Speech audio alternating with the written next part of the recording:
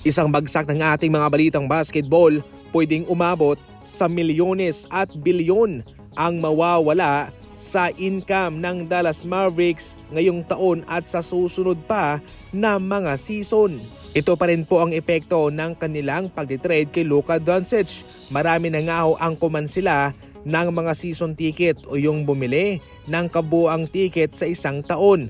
Maliban dyan, mas lalo pang pinalala ng Dallas Mavericks ang sitwasyon pagkatapos na tinaasan ba naman nila ang presyo ng kanilang mga tiket. Sa ngayon mga idol, milyones ang mawawala sa taon na ito at sa mga susunod pa na mga taon pwedeng umabot ng mga bilyones. Ito'y marahil marami na raw mga sponsorship ang nagsialisan sa Dallas Mavericks. Marami na rin ang hindi bumibili ng kanilang mga merchandising. Idagdag mo pa yung mga kumansila ng kanilang mga tiket. Total disaster ang aabutin dito ng Dallas Mavericks. Dahil kay Luka noon ay marami nag-invest sa Dallas. Marami yung kanilang mga sponsor.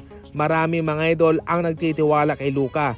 Pero dahil sa kanilang ginawa, marami na rin po ang nagsisalisan at ngayon nga nakakaapekto na po ito sa kanilang income o revenue. Para sa inyo mga idol, ano ang komento ninyo? Deserve ba to ng Dallas Mavericks at ni Nico Harrison? Pati yung kanilang owner na si Domont, i-comment lang yan.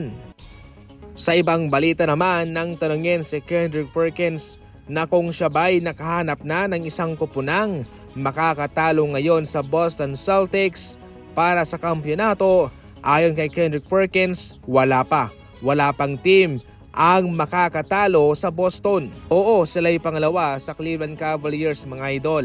Pero pagdating sa playoff at sa finals sa pagdepensa ng kanilang titulo ay mukhang wala pa rin namang legitimate na team ang makakatalo sa kanila. Sa ngayon malakas pa rin naman itong Boston Celtics. Yung kanilang head coach pa lang na matalino na si Joe Mazzulla. Sa kanilang mga manlalarong magagaling, marami silang mga backup, marami silang mga reserbang pupwedeng isalpak at ang mga players na iyon ay makapagbibigay kaagad sa kanila ng solidong numero. Kaya mga idol, para mismo kay Perkins ay wala pa rin siyang nakikitang tatalo sa Boston Celtics. Sa kanilang pagkatalo laban sa Spurs mga idol, mayroong sinabi itong si Draymond Green sa kanilang interview na dapat seryosohin talaga ang mga laban para hindi ka matalo sa huli. Hindi naman niya sinasabing hindi sila seryoso, ngunit kinulang talaga sila sa kanilang depensa at yung tira ni Harrison Barnes ay napakahirap po yun at maging si Jimmy Butler ay nakasabay, dumikit sa kanya, subalit pumasok pa rin naman iyon. Marami na ang hindi na sorpresa sa ginawang buzzer beater ni Harrison Barnes sapagkat ang mga ganyang galawan ay ginagawa na niya dati pa nung siya ay nasa Golden State. Kaya mga ganyan ay hindi na bago para sa kanya at nagpapatunay din lamang yan na importante talaga ang karanasan sa mga gitgitang laban.